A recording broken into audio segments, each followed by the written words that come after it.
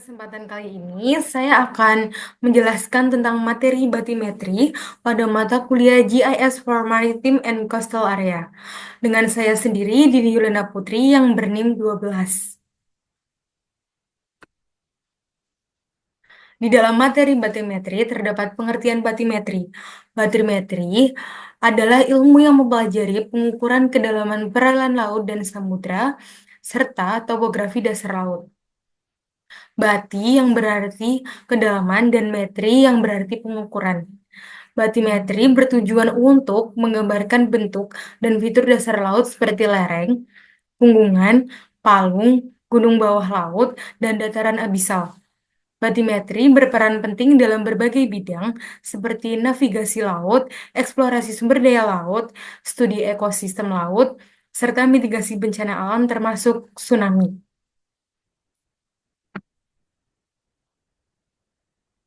Selanjutnya, di dalam materi batimetri terdapat sejarah singkat batimetri. Sejarah batimetri dimulai dari kebutuhan untuk memahami dan memetakan kedalaman laut demi navigasi dan eksplorasi.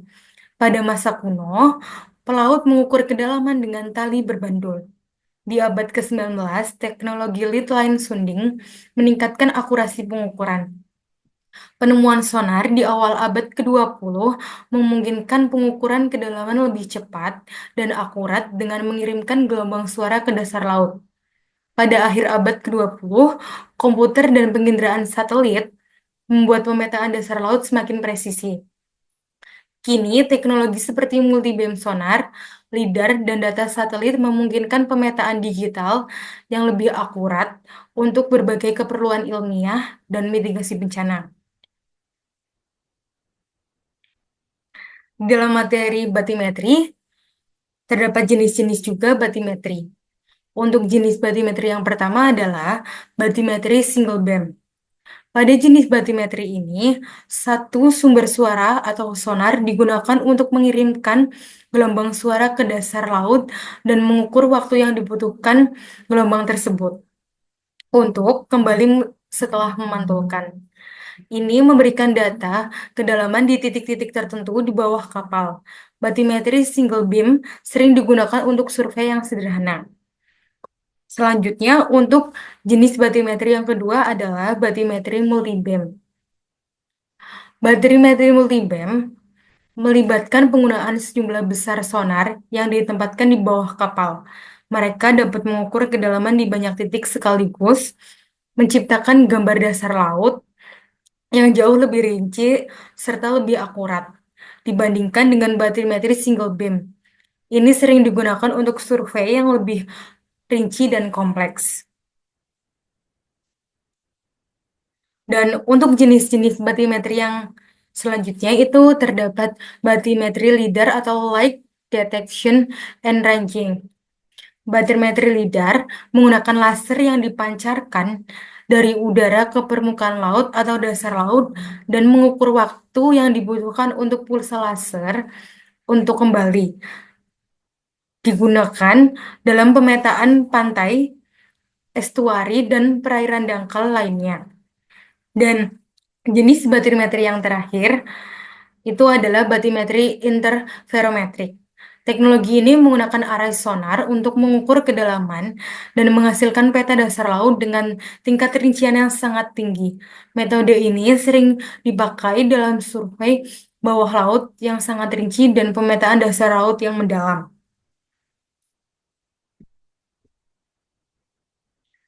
Nah, di sini terdapat contoh peta batrimetri. Ini merupakan contoh peta batrimetri pada kawasan perairan Maluku dan Papua. Jadi di peta ini menunjukkan kedalaman dasar laut dengan skala warna, yaitu ada biru tua untuk yang lebih dalam dan biru muda untuk yang lebih dangkal. Di peta ini informasinya terdapat skala 1:2.500.000 dan peta ini didapatkan dengan sumber dari Gapco BPS 2020. Dan selanjutnya lagi terdapat manfaat batimetri. Untuk manfaat batimetri yang pertama, navigasi dan keamanan pelayaran. Data batimetri membantu menciptakan peta dasar laut yang penting bagi navigasi kapal. Dengan mengetahui kedalaman dan kontur dasar laut, kapal dapat menghindari daerah dangkal atau karang yang berbahaya, mengurangi risiko kecelakaan. Dan untuk manfaat batimetri yang kedua itu ada pemetaan dan perencanaan wilayah pesisir. Data batimetri membantu dalam pemetaan wilayah pesisir dan perencanaan pembangunan, seperti pelabuhan, tambang laut, dan instalasi energi laut. Informasi ini mendukung perencanaan infrastruktur yang lebih aman dan efisien.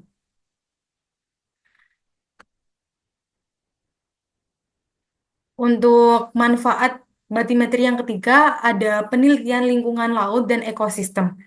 Batimetri memberikan informasi tentang habitat dasar laut yang berpengaruh pada jenis dan distribusi biota laut.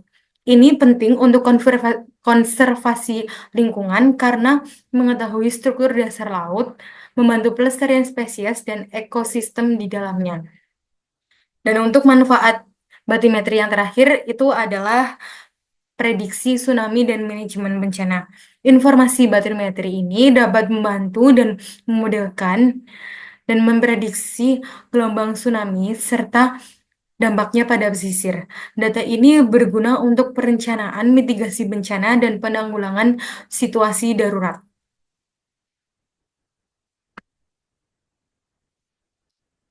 Dari semua yang sudah saya jelaskan, jadi batimetri ini mempunyai kesimpulan adalah ilmu yang mempelajari pengukuran kedalaman dan topografi dasar laut yang penting dalam navigasi, eksplorasi sumber daya, studi ekosistem laut, serta mitigasi bencana. Teknologi batimetri telah berkembang dari metode tradisional hingga penggunaan sonar, multibeam, lidar, dan interferometrik untuk menghasilkan data dasar laut yang akurat. Data batimetri ini mendukung keselamatan pelayaran, pemetaan pesisir, konservasi ekosistem laut, serta prediksi dan mitigasi bencana seperti tsunami. Mungkin itu yang bisa saya dapat jelaskan tentang materi batimetri pada mata kuliah GIS for Maritime and Coastal Areas. Terima kasih. Ini adalah gambar contoh peta batimetri kawasan perairan Maluku dan Papua dengan lebih jelas. Selanjutnya, menjawab pertanyaan yang terdapat di OnClass. Dengan pertanyaan, apa permasalahan penerapan teknologi geospasial dalam pembelajaran geografi di Indonesia? Dan bagaimana guru profesional masa depan seperti Anda dapat menerapkan pendekatan konstruktivisme dengan teknologi ini di kelas sekaligus mengembangkan mentalitas sebagai bangsa maritim?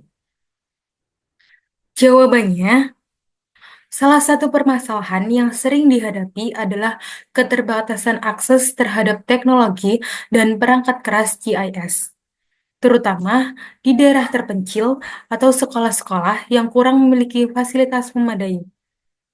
Selain itu, adalah kurangnya pelatihan dan penguasaan teknologi ini di kalangan guru geografi yang menyebabkan pemanfaatan GIS di dalam kelas masih sangat minim. Saya, sebagai calon guru geografi yang profesional, saya bisa menerapkan pendekatan konstruktivisme dengan mendorong siswa untuk aktif mengeksplorasi data spasial dan menginterpretasikan fenomena geografi secara mandiri melalui GIS. Dengan GIS, guru dapat mengajarkan siswa tentang wilayah pesisir dan potensi maritim Indonesia, memotivasi mereka untuk berpikir kritis tentang pengelolaan dan pemanfaatan sumber daya alam. Di dalam proses ini, siswa tidak hanya memahami literasi spasial, tetapi juga mengembangkan mentalitas sebagai bangsa maritim yang peduli dan berdaya terhadap wilayah lautnya.